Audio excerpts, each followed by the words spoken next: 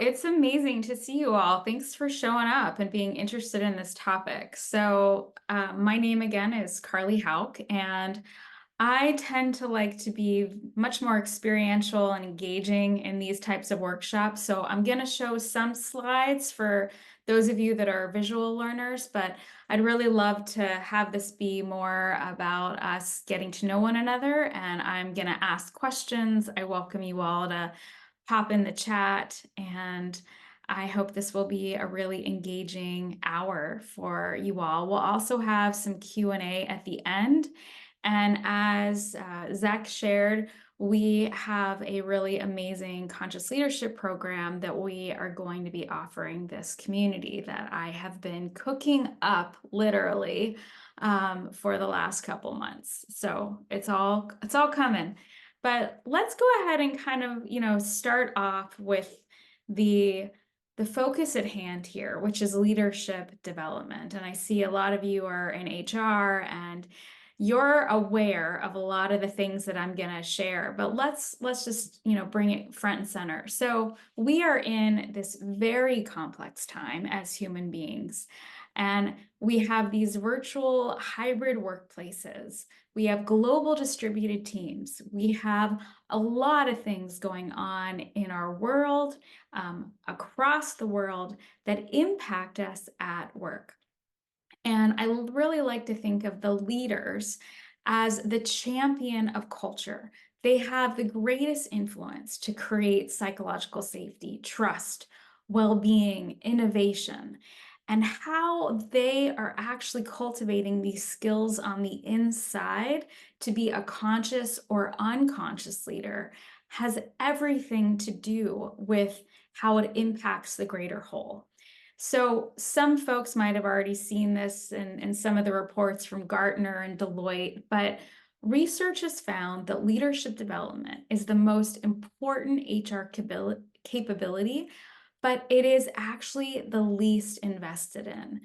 And empathy, which has been recognized a lot since 2020. We've seen this, CEOs and CPOs that have continually said empathy is the #1 leadership capability. And we're going to actually talk about that a little bit more today. But it is 3 times more likely, if the leader has empathy, that you're going to exceed financial targets, and 2 times more likely to be an innovator or market leader. But guess what? 60% of companies spend very little on leadership or manager development. And I just feel curious from the folks that are here, how much money do you think companies invest in leadership or manager development? Just pop it in the chat. I'm so curious. What do you think?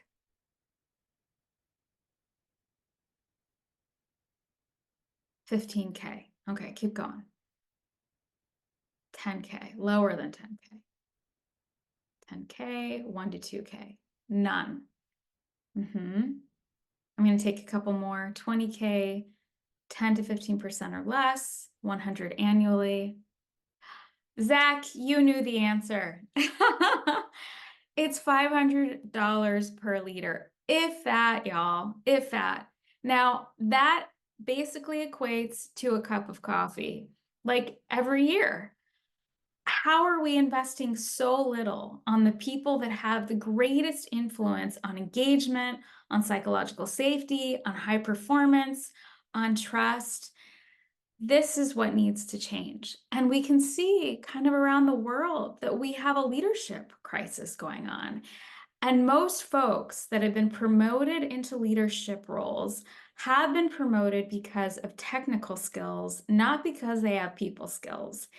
And they didn't necessarily know what they were signing up for in this very complex world.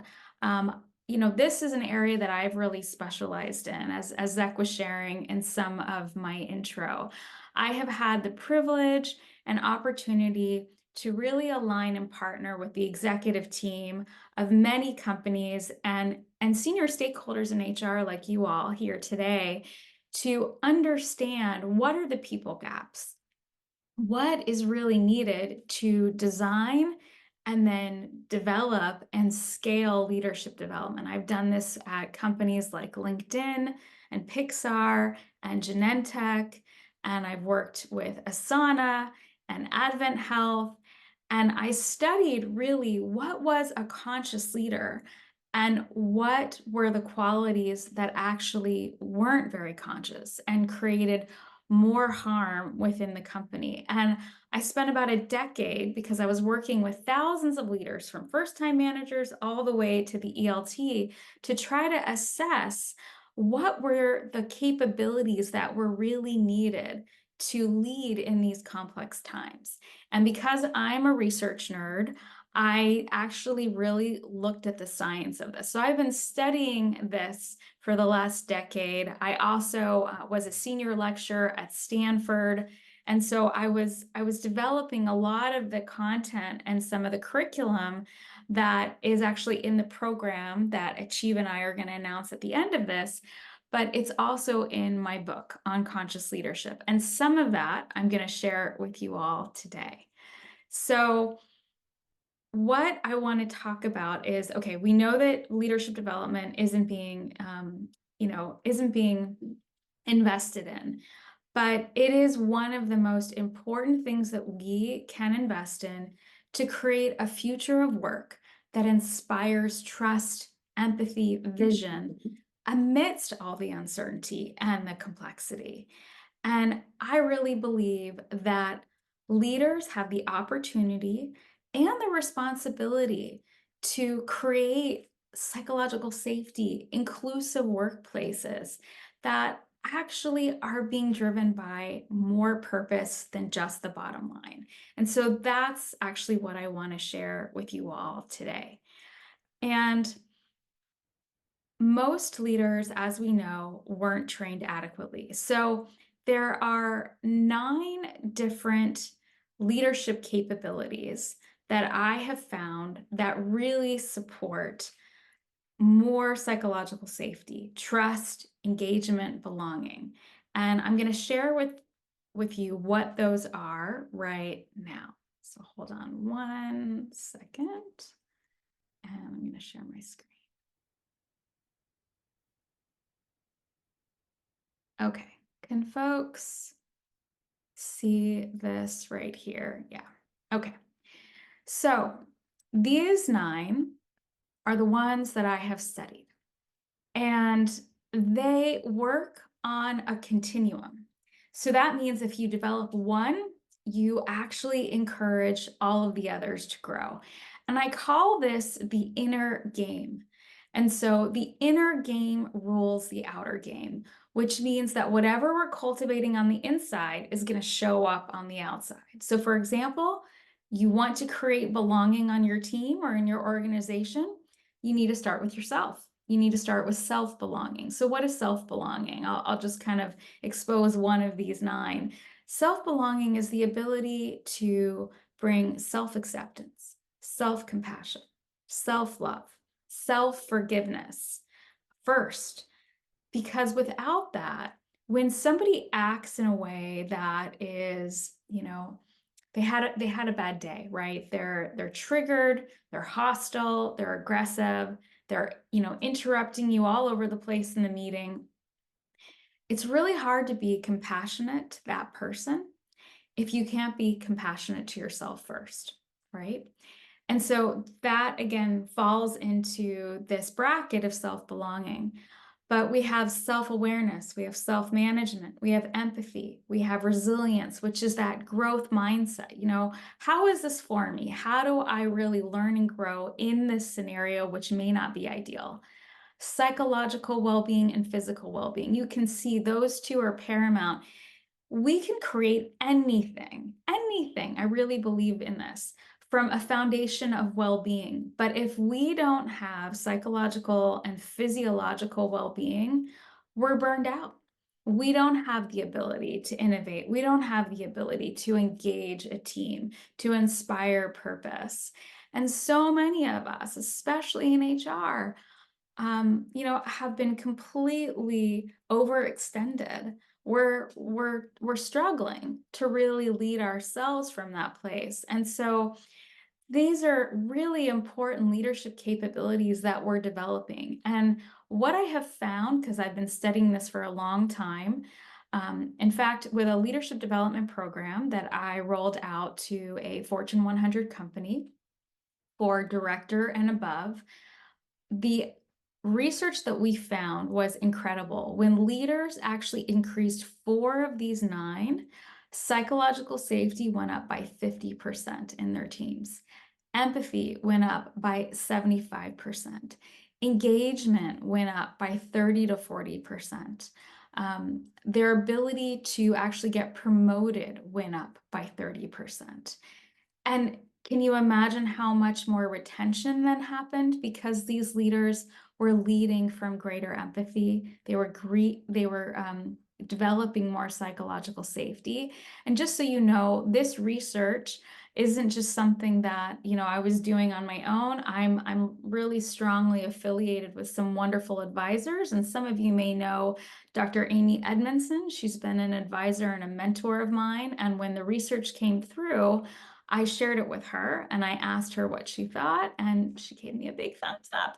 So I know that this stuff works, and that's why I'm so excited to bring it to you. So now that you know what the nine are, I am going to talk a little bit more about a couple that we can develop. Um, and I'm also just kind of reading some of your comments so I can stay fluid with what everybody's saying. So, why does this inner game matter? Well, again, we've kind of talked about the fact that it supports psychological safety, it supports empathy. And so, here's another statistic for you all. We know that people don't leave companies, right? They leave their managers or their leaders. And the Workforce Institute at UKG, they surveyed about 3,400 people globally. And they found that 69% of people claimed that their boss and their romantic partner had the greatest impact on their mental health. So, the two people that have the greatest impact on your well being in life is your boss and your romantic partner. So it's really important that you choose wisely. And that's why it's so important that we give these people that have the opportunity to lead the skills to be conscious leaders. And when I think about conscious leadership, we all want to be conscious leaders, right? We all want to lead from a place of self awareness, of empathy. Well, maybe not all of us, but most of us, right? We aspire to be good humans, good leaders that are not creating harm.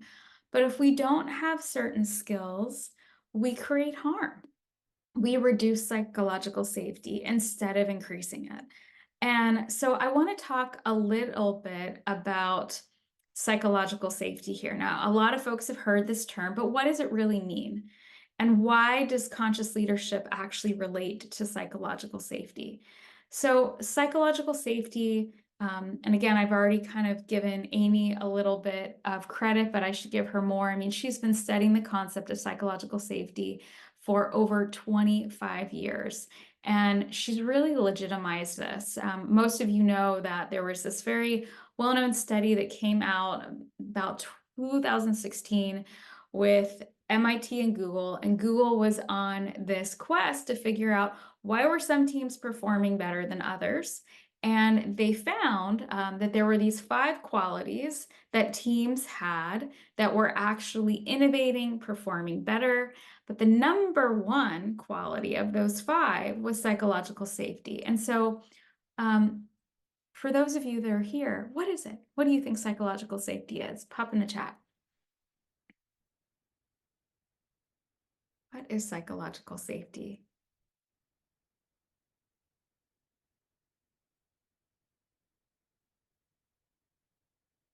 Creating a space where people can be themselves. Love it. Thank you. Being able to express oneself fully. Okay, great. Capacity to share. Somebody asked about the study that I referenced, so I just put it in here. It's the Workforce Institute at UKG. Creating space for challenging conversations, expressing yourself without fear. Love it. Great. So, psychological safety really is a sense of confidence that this person or this team will not embarrass, reject, or punish someone for speaking up. It's a way that we embrace how that person's experience is and what they're sharing. And in a team environment, and I would even say, even in a one-to-one environment, it's considered interpersonal risk taking, which means there's enough trust and mutual respect that people believe that they are comfortable to be themselves, that there won't be reprimand. And at the end of the day, they're not going to get fired for actually sharing what they experience, what they feel. And furthermore, hey, y'all, this product shouldn't go to market, right? We shouldn't launch this product. It's going to not do well, or maybe it's going to create harm. And when there is a sense of psychological safety, folks can really feel that they can bring their whole selves. And at the end of the day, we want to work for companies, we want to be on teams where people have my back, where there's trust, where I can say, oops, I made a mistake. And people actually are like, that's okay. You're human. We make mistakes. Okay. How do we course correct?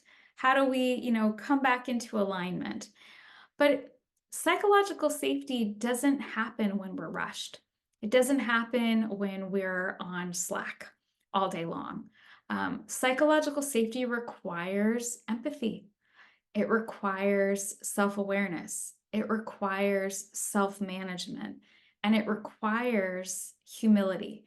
And so those are 4 of the 9 conscious leadership capabilities that I've been studying. And I wanted to kind of double click on those as the ones that, if you're going to leave with anything today, I think those 4, and again, you already heard, you only need to build 4 out of the 9 to really increase incredible results. And maybe it's just 1 that you're working on, or 2 that you're really, supporting your folks and yourself to develop. So let's talk about self-awareness. And I saw that somebody else mentioned self-awareness. What is self-awareness? Why does that matter? What is self-awareness? What do you think?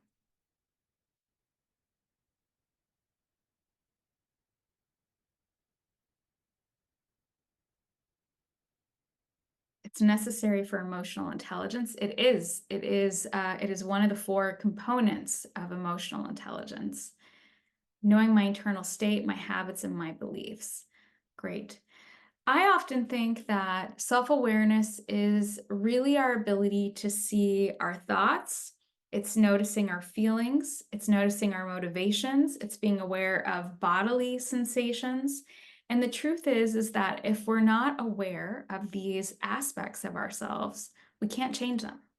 We can't change what we can't see, which is why it's so great that in a lot of leadership development programs, you would hope that they were cultivating self-awareness. In my programs, they definitely are, but that there might be some coaching, group coaching, one-to-one coaching, team coaching that supports that mirroring. So people are able to actually see what they still need to learn and grow. But also really reinforcing some of their great strengths. And as part of the leadership development programs that I have done, and this one that we'll be announcing at the end of this session today, there is this conscious leadership assessment that I've developed. So at the beginning, it actually allows people to see, on these 9, where do I fall? Maybe I'm a little stronger in empathy, but psychological, physiological well-being is really lacking. So my self-management is not great, right? Because again, they all kind of influence one another. So I love that. Heidi says, being in tune with my body. And so we might be aware that we enter into a meeting, for example, with this particular cohort of folks, And based on previous experiences, we already have this thought of, I don't want to be here. I don't want to be here. Or, you know what, this is going to have that same result over and over again. But the thing about our thoughts, and I've studied neurobiology and neuroscience. This is part of what I was doing a lot of at Stanford, and I've been part of some very long term studies, actually looking at the long-term benefit of meditation on well-being, on resilience of stress at work, is that every thought actually will create a feeling and a behavior and therefore sensations in the body. So that thought of this meeting, it's not even a good use of my time, right? If that's what we're starting off the meeting with in our mind, then how are we showing up, right? How are we influencing? How are we lifting people up? How are we giving people the benefit of the doubt? How are we checking our biases as we walk into that room? We're not. And so if I can be aware and take responsibility that this is what I'm thinking, I can change that thought. And that can have a whole different response. So again, that inner game is the only thing that you can control. And that has such a huge impact on everybody else. So let's talk a little bit about self-management. Self-management is the next one. What is self-management? What do you all think? What is self-management? How is that maybe different than self-awareness?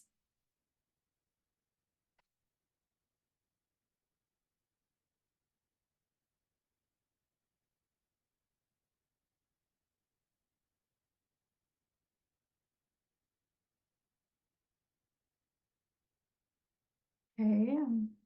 Choosing to respond versus reacting, knowing what you need and responding to those needs, behaving in a way that you choose, being a better manager, communicating directly.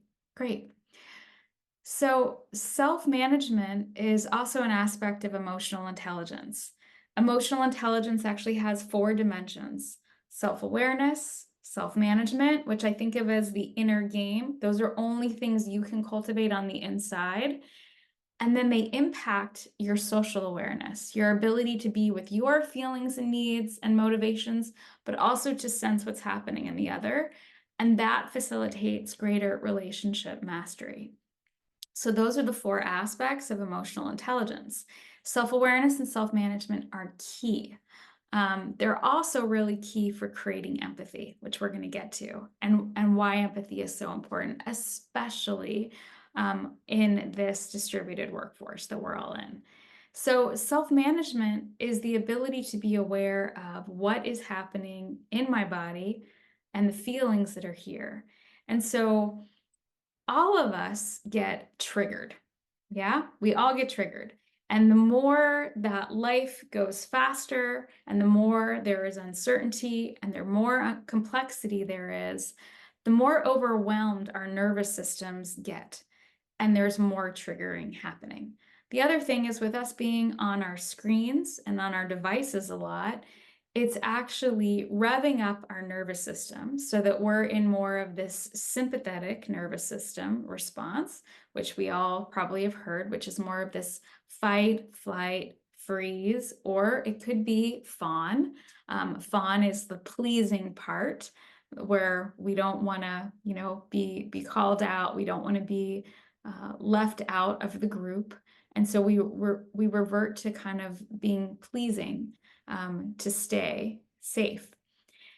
But when we can actually calm down our nervous system, we can recognize that we're triggered or that our nervous system and our blood pressure is too high, we have a greater ability to respond and therefore manage. And I do a lot of work with teams and with individuals around how to navigate triggers, your own and those in the group. Because the thing is that if one person is triggered, then everybody is triggered because we have emotional contagion. So as leaders, if you can understand yourself and your triggers, because we all get triggered by different things, and often They actually have nothing to even do with the present moment. They often are based on a previous trauma. And I use the word trauma because it really is a trauma. We all have trauma. And so I just want to, make that normal right now. We all have individual trauma, we have collective trauma. What has been happening, for years and years and years does impact us. And it does show up in how we lead. And the more aware we can be of that thing that happened 10 years ago that's actually causing me to react this way right now, the more responsibility we have to change that reaction, to change that thought, and therefore show up differently. And that requires some self-compassion, right? That requires a real willingness to learn and grow, to be forgiving of ourselves, so that we can therefore be forgiving of others. The other quality that I want to talk about is empathy. And again, the more self-awareness and the more self-management that we have, the more empathy we can create. So empathy is really important because it is going to be one of the most important skills leaders can have to attract and retain a multi-generational workforce. I'm going to say that again. Um, Empathy is one of the most important leadership capabilities that we can support our leaders to develop, and we can really hone for ourselves, that will attract and retain a multi-generational workforce. So a lot of you probably know these statistics as well, but Gen Z and millennial workers are more than 60% of the current workforce. And they want four things from their managers and leaders. And guess what? They're all conscious leadership skills. So, number one, they want a leader or manager who is open, approachable, empathetic, and cares about their well-being. So, what does that look like on the outside? That looks like a leader or manager having frequent check-ins. That looks like a leader or manager knowing how to actually create psychological safety, have a social contract about how we actually behave, how we talk to each other, what are our norms, what things support psychological safety, what things erode psychological safety, so that I don't do that, so we can have open and vulnerable conversations. That is number one. Number two is they want leaders that are ethical and transparent in their communication, which means that we need to be self-aware of our words, right? We need to be managing our emotions so that we can be transparent and kind in our communication. This is going to support those relationships. And then what is three and four? What are some of the other things that they want and need? They want to work for a company that has a greater purpose to do good. And in fact, they will take a pay cut to actually work for a more purpose-driven company. And one of the things that I've also studied and that I'm a big proponent of is business as a force for good. And guess what, folks? Climate change is the number one anxiety that young people have. And it is the biggest problem our humanity is facing. It is going to come into every aspect of business, from insurance to supply chains. And when we can invest in environmental, social governance strategies, we will have a more engaged workforce and we will be able to attract great talent. And then the last thing that this multi-generational younger workforce wants is they want to know that there are opportunities for learning, development, coaching that will widen their skill sets. So this is, again, another reason to invest in leadership development, because we are not only going to create these more innovative, psychologically safe, trusting, engaging workplaces, we're also going to be able to interact and support the biggest population of workers in what they need. I'm also seeing, I think it's important for leaders to take lead on what they are asking employees to do. be a community activist, or volunteer as a leader to engage others to do the same. 100%. I really agree with that. And I also saw, I have to note that I've never met anybody who did not have empathy and then developed it. There must be some foundation already present. Yes, and you know what's really interesting? There's an exercise that I will often lead folks through that have a hard time with empathy. And I'm going to be a little bit vulnerable here. So I've had to teach my mother and father how to develop empathy. That is something that I innately, I think, have always had in myself because I care a lot, I feel a lot. That's just how I came out of the womb. But not everybody has that. You know, they feel uncomfortable with emotions. They do not want to look at their motivations. They don't want to be in their body. They don't want to actually befriend their feelings. But guess what? We all have feelings. We all have this body, and the body is telling us all day long when there's a yes and when there's a no. All we need to do is pay a little bit of attention here. Um, so how do you teach somebody empathy when they don't have it, or when they're so armored that they don't want to feel, right? Or they're so checked out that they don't want to feel because there's trauma. There's lots of reasons for why people struggle with empathy, but one easy way to get them to develop it is, let's say that somebody said something harsh or harmful, and they're having a hard time taking responsibility for that, right? They're having a hard time seeing why that's wrong, or not even wrong, but why that didn't get them the impact that they wanted with that particular person. Ask them to actually, well, and I'll just, let me give an example. Let's say that that person said something to a direct report or to a team member. You know, that deliverable that you just put out, it was sloppy. You know, it didn't get the bottom line, you know, down, and I just thought that it was poor performance, right?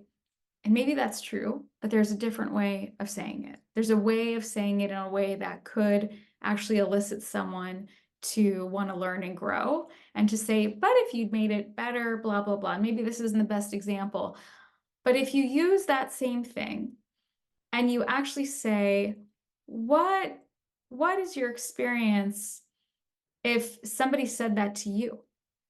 Or what is your experience if somebody said that to your partner or your sister or your daughter, right? So all we're trying to do is to get them to understand how it might feel in that person's shoes to experience that same situation.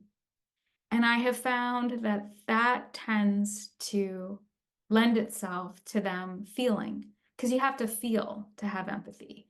And if you can see the negative impact of words or a situation or actions on somebody you care about, you're going to be able to have more empathy because you already care about that person. Or if it's directly at you, you know, there have been things that I'll use my parents again. They're really kind people, but sometimes they don't act it right. There's a way of checking out. And so when I reflect back to them, what you just said, what if I said that to you? How would you feel? Not in a like shaming way, but how would you feel? And they're able to actually see, oh, that doesn't feel good. That actually doesn't make me feel connected, or that I trust you, or safe, right? So all of these things. And so this lends itself to humility. Humility is number 4. Humility is so important for leaders, where we go, I just act like a jerk. I apologize. How can I make amends, right? We are messy people. Workplaces are messy. Life is messy. But if we are always pretending that we have it all together, that doesn't actually create safety. That doesn't create a space for others to be vulnerable. So self-awareness, self-management, empathy, humility. You've seen the 9, but these 4, I think, really support us to be conscious leaders in complex times. And I really wanted to leave you with a few of those. And, one way that folks that are in leadership and even equipping, leaders in your organization with some of these skills, it really starts with the one-to-ones, and it really starts with how folks are showing up in teams. And so I actually developed a LinkedIn Learning course on how to set up psychological safety in your teams and one-to-ones, because I do think it has such impact. And when we are actually coming into the meetings and really co-creating a space where folks can say, these are the things that would actually help me feel safe and bring my whole self. And then as the leader, you can say, well, these are the things that I need from you for the same. Then you can create a contract that you're both engaged in and that you actually hold accountable. And this way, you actually can collaborate in the best of ways. So that's another aspect of being a conscious leader is, whether you didn't set up psychological safety from the beginning, you can do it right now. You can always start over. And what I'd like to do is just leave some room for some questions. And I'd also love to leave some room to announce this amazing course that I'm going to be partnering with Zek around. So I feel curious, does anybody have some questions? And Karen has one right now. She says, sometimes the team member may not know what they need to feel safe. That's true. And just like, safety on the, what I want to say is just like we have an inner game for all these other qualities, I would say there's an inner game for trust and safety as well. We're only going to be able to trust and feel safe enough with others to the extent that we trust and feel safe within ourselves. It works, both ways. So I would say that someone may not know, and that's where it could be part of the development plan, so to speak. It could be questions that you ask. What would you need to feel like you could really share your experience, your thoughts, your contributions without reprimand, right? Maybe they've never even thought about it, but they'll come up with some answers. And just by asking the question, you're showing that you care. You're showing that you want to co-create an experience with them. I heard, can you please speak between leadership and management development? Yes, I can. So I really believe that in this complex time, we may be calling people managers, but we all need to be leaders. In the sense of management, nobody really wants to be managed. We don't want to be micromanaged, right? We want to be inspired. We want to be given autonomy. We want to have a deeper vision and purpose that we are joining a team for. And that, I believe, is leadership. It's not necessarily just management. So I actually would love to kind of throw out management if Carly ruled the world, and to evoke leaders and actually awaken leaders, because there's a way that management is not getting it done, and leaders are inspiring. They're caring. They're asking folks, what do you want to do on this team? What are your gifts and strengths, and how do you want to develop? That's, I think, coming from more of a leadership mindset. And I see lots of hearts. Thank you for the hearts. So hopefully that answers that question. And then I heard, please be careful co-opting clinical or emergency responder language like safe and trauma. Thank you for that. So before I moved into executive coaching and learning and development, I was actually trained as a therapist. So I did over 3,000 hours of supervision in California as a therapist. So while most folks have not worked with traumatized populations, I have, and I've studied trauma very extensively.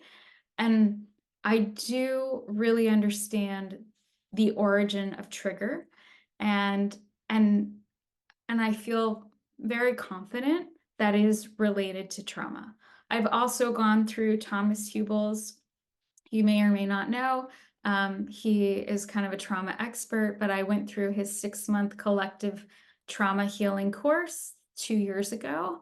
And again, I mean, leadership is my area of expertise, and I really see that when we are acting unconsciously, as we all do, it's not because we consciously want to be acting that way. It's coming from a deeper hurt. It's coming from a deeper trauma. And what's unfortunate is that a lot of leaders have created environments where people actually feel traumatized at work.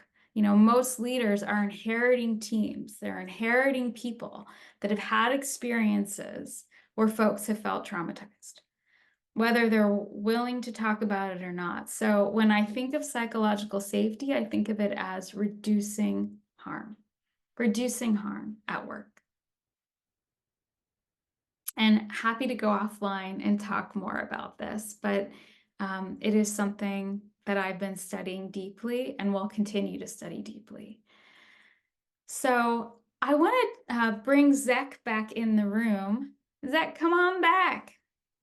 I'm back. I'm back. um, I thought it could be a really great opportunity to talk about the Conscious Leadership Lab with folks. What do you think? Yes, 100%. And first off, I was first going to share on your behalf, Carly. First, if any of you want to connect more one-on-one with Carly, I encourage you to connect with her I would via love that. LinkedIn. If you want to take any one-on-one conversations or talk about like how do we start to bring this to life within our own organization or team, there's so much value that can be had there. But yeah, Carly, let's dig into this new program and this new kind of initiative that you're bringing to life. Yeah, can you tell us about this?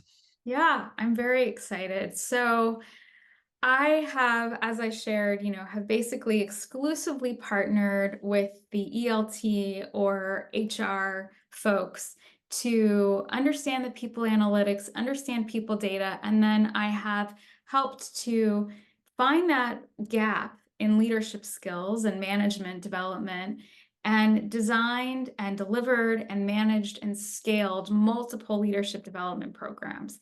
But as we see, we have a leadership crisis going on, and most companies, especially in the economy, do not have leadership development budgets. And so I wanted to offer something that could give people support, regardless of scrappy budgets, that I really believe in, and I've been, really perfecting over 10 years. And typically, these programs that I was designing and rolling out were big budgets, big scale, 6, 9 month programs. This is not that because we need help now. Mhm. So, in the last couple months, I've brought this all into a much more condensed but impactful leadership development program. I'm calling it the Conscious Leadership Lab, and it is 6 weeks. And I'm looking to bring in cohorts of 12 because I have found that is the sweet spot for intimacy, for learning, for growth. There is a lot of asynchronous content, and then there is synchronous content, which is a live session with yours truly once a week. There's also some executive coaching as part of this program. And I've really priced it at a price point that I believe is actually lower than the average market so that people feel it's accessible. And we are actually hosting an open house where I talk even more about this. And you'll see that right up top where it says QA. If you sign up for Academy.ignite, Achieve, QA. That is the open house on August 6th. If you can't, attend live, a recording will be sent out to you, but I'm going to talk in detail about what the Conscious Leadership Lab is and why it's going to be the best thing for your workforce and for your leaders. And I just rolled out the program actually to 10 HR leaders in my network. I was beta testing it, to be honest. Even though I've rolled this out, in these larger capacities, I really wanted to distill the user experience. And one of the things that Zach and I are also going to be putting into effect for this program is there will be SHRM CEUs, and you're also going to get a certificate of completion as well.